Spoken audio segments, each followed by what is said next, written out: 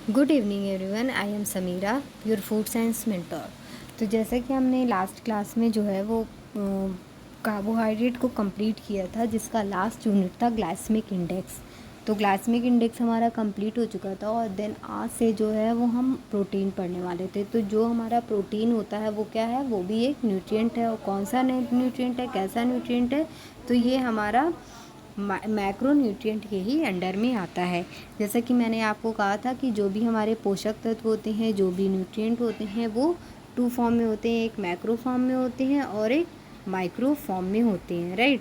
तो जो हमारे मैक्रो फॉर्म में थे वो कौन कौन से थे? Carbohydrate, protein and fat. जो हमारे मैक्रो फॉर्म में थे वो कार्बोहाइड्रेट, प्रोटीन एंड फैट थे। तो कार्बोहाइड्रेट को हमने पिछले सारी क्लासेस में उसके सारी चीज़ों को, सारे टर्म्स को जो है वो पढ़ लिया है। उसके क्या क्लासिफिकेशन है, मेटाबॉलिज्म क्या है, उसको अच्छे से पढ़ लिया। उसमें डाइटरी फाइबर आता है, उसमें हमारे ग्लाइसेमिक इंडेक्स आते हैं, तो वो हमने पढ़ लिया। और इन सब की जो भी वीडियो है उसकी एक प्लेलिस्ट बनी हुई है, उसमें आप देख सकते हो, राइट। तो आज का जो हमारा टॉपिक है वो प्रोटीन है और आज से हम प्रोटीन स्टार्ट करेंगे। अब ये कितना दिन चलता है ये हम एक एक चीज़ पढ़ने के बाद देखते हैं कि ये अब कार्बोहाइड्रेट तो बहुत ही लंबा चला, अब देखते हैं प्रोटीन कितना चलता है। तो प्रोटीन जो है वो हमारा सबसे पहले नाम देखते हैं। हम हर सबका जो है वो नेम ही हम डिस्क्राइब करते हैं। तो हमारे प्रोटीन जो है वो क्या है, the name protein was suggested by Mulder. सबसे पहले क्या है, हमें क्या याद करना है कि जो हमारा प्रोटीन नेम दिया गया है या फिर है, उसको किसने सजेस्ट किया? तो उसको मुल्डेर ने सजेस्ट किया। कब किया? 1838 में क्या किया? सजेस्ट किया, मतलब कि प्रोटीन को देखा और जाना कि क्या होता है प्रोटीन, उस पर स्टडी की। किसने की? मुल्डेर ने की। कब की? 1838 में। To the complex organic nitrogenous substance found in animal and plant tissue play an important role in many biochemical and biophysiological process in the body। अब हमारे बॉडी में होने वाले डिफरेंट वर्क, चाहे वो बायोकेमिकल हो, बायोफिज़िकल हो, बायोफिजियोलॉजिकल हो, ये सारे हमारी जो भी बॉडी में प्रोसेस हो रहे हैं उन सब में क्या होता है, प्रोटीन का बहुत एक अहम रोल होता है, जिसको हम आगे देखेंगे कि कैसे ये रोल प्ले करते हैं, कैसे ये हमारे बायोकेमिकल से भी रिलेट कर रहे हैं, बायोफिज़िकल से भी रिलेट कर रहे हैं, बायोफिजियोलॉजिकल से भी रिलेट कर रहे हैं। और तो और इसके साथ सबसे अच्छी बात ये जानने वाली है कि ये क्या होता है, हमारा एक नाइट्रोजनस सब्सटेंस होता है। तो प्रोटीन के बारे में कुछ बातें हमने जो जानी। सबसे पहला इनका इंट्रोड्यूस किसने दिया, इससे इंट्रोड्यूस किसने कराया? मुल्डेर ने कराया। कब कराया? 1838 में कराया। तीसरी बात ये कि इसके जो क्या बोलते हैं सब्सटेंस जो होते हैं वो कौन से होते हैं? तो नाइट्रोजनस सब्सटेंस होते हैं। मेन इंपॉर्टेंट सब्सटेंस क्या होते हैं? हमारे नाइट्रोजनस सब्सटेंस होते हैं, ठीक है।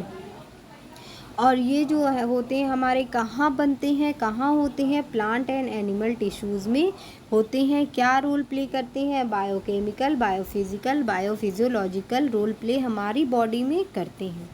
Most of the enzymes are protein. अब आपने बहुत ज़्यादा ही नाम सुना होगा, एंजाइम्स, हार्मोन्स। तो ये जितने भी मोस्ट एंजाइम्स एंड हार्मोन्स जो बने होते हैं वो प्रोटीन के ही बने होते हैं।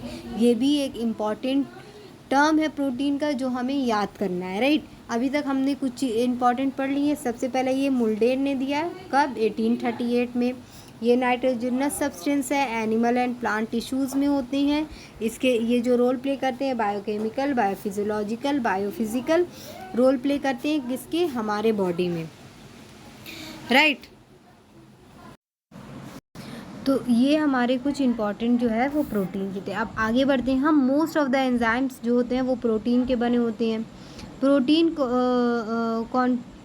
Protein constitute 20% of our body weight. यानी कि जो भी हमारे प्रोटीन कॉन्स्टिट्यूट, यानी कि जो हमारे प्रोटीन से बने हुए हमारे बॉडी के अंदर तत्व होते हैं, टिश्यूज़ होते हैं, ऑर्गन्स होते हैं, वो टोटल यानी कि हमारे बॉडी में का जो पार्ट है ना, उसमें 20% तक जो है वो क्या होता है, वेट वो प्रोटीन का ही होता है। They perform a wide variety of a function थॉट आउट the body as vital component of body tissue enzyme and immune cell. अभी जैसे कि मैंने बताया कि हमारे बॉडी जो है वो cells, tissues, organs, enzymes, hormones, इन सब से मिल कर के बनी होती है। इनमें जो डिफरेंट डिफरेंट फंक्शंस होते हैं वो इनकी वजह से ही होते हैं। तो देखिए, अब हमारे बॉडी के टिश्यूज़ डेवलप हो रहे हैं, सेल्स बन रही हैं, वो सब क्या है? प्रोटीन। एंजाइम्स यानी कि जो भी हमारे बॉडी में बायोकेमिकल रिएक्शंस होंगे, डाइजेशन होने में एंजाइम्स की ज़रूरत होती है।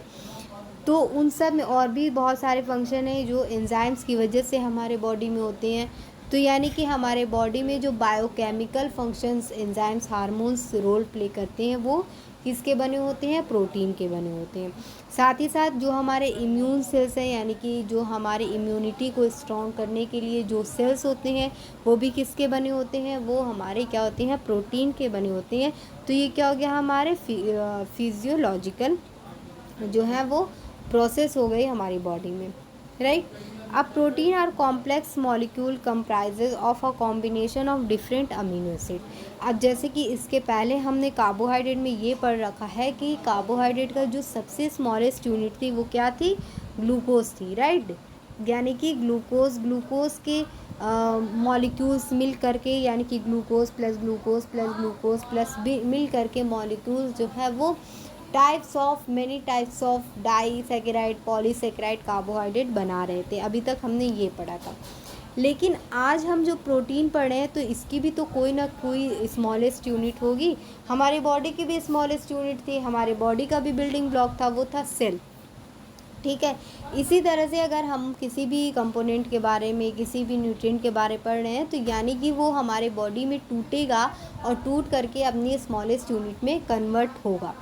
तो जो हमारी जो प्रोटीन की स्मॉलेस्ट यूनिट है वो क्या है? अमीनो एसिड्स है, राइट। अभी हम पढ़ रहे थे कि कार्बोहाइड्रेट की ग्लूकोज थी, यानी कि ग्लूकोज मैनी ग्लूकोज के मॉलिक्यूल्स मिल करके हमारे डिफरेंट टाइप्स ऑफ कार्बोहाइड्रेट बना रहे थे, ठीक है। अभी जो है वो प्रोटीन है, तो प्रोटीन यानी कि यहाँ पे मेंशन है कि जो स्मॉलेस्ट यूनिट है वो क्या है? अमीनो एसिड है।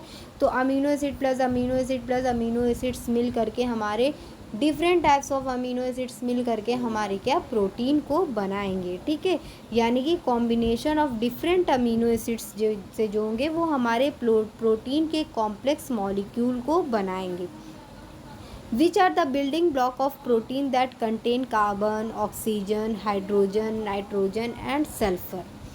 अभी तक हमने क्या कार्बोहाइड्रेट में देखिए एक, इसीलिए मैं कंपेयर करके पढ़ा रही हूँ ताकि चीज़ें आपको याद हो, रिमाइंड होती रहे, ठीक है। तो कार्बोहाइड्रेट में हमने पढ़ा था कि कार्बोहाइड्रेट में कार्बन, हाइड्रोजन और ऑक्सीजन के मॉलिक्यूल्स यानी कि ये उसमें रोल प्ले कर रहे थे।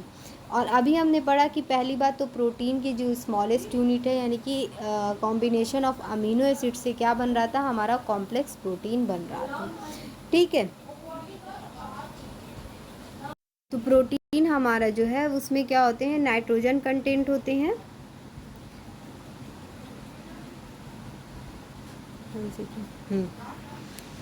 देखिए इसमें क्या होते हैं? कार्बन होते हैं, ऑक्सीजन होते हैं, हाइड्रोजन होते हैं, नाइट्रोजन होते हैं एंड सल्फ़र होते हैं। अब कितना कितना परसेंट हो जाए? स्पेशली अगर हम नाइट्रोजन की ही बात करें, क्योंकि जो हमारी प्रोटीन की जो क्वालिटी है वो किस पर डिपेंडेंट होती है? नाइट्रोजन पर ही पूरी तरीके से डिपेंडेंट होती है, राइट। तो नाइट्रोजन की जो मात्रा होती है वो 16% तक होती है, यानी कि अगर हमारा कोई प्रोटीन बन रहा है तो जो उसमें नाइट्रोजन की मात्रा होगी वो 16% तक नाइट्रोजन मॉलिक्यूल होते हैं, राइट।